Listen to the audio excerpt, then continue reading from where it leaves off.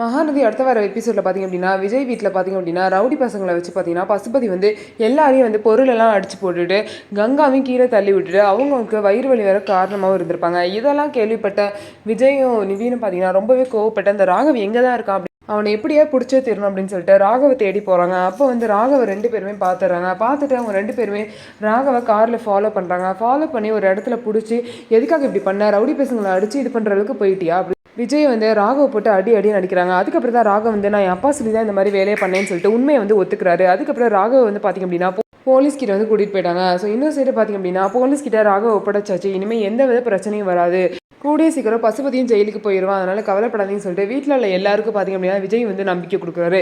அதுக்கப்புறம் காவேரியை வந்து செக்கப்புக்கு நான் கூட்டிகிட்டு போகிறேன், அதனால் அது வரைக்கும் நிவீனை வந்து விஜய் வந்து வீட்டில் இருக்க சொல்கிறாரு. திரும்ப வந்து அந்த ரவுடி பசங்க வந்து பிரச்சனை பண்ணக்கூடாது, அதனால் நீங்கள் வீட்டில் இருங்க, ராகா வேறு வந்து வெயிலில் வெளியே வந்துட்டான் அப்படின்னு சொல்லிட்டு பார்த்தீங்கன்னா விஜய் வந்து நிவீனை வீட்டில் இருக்க சொல்கிறாரு. நிவீனை பார்த்தீங்கன்னா வீட்டில் இருந்து எல்லாத்தையும் பார்த்துக்கிட்டாரு.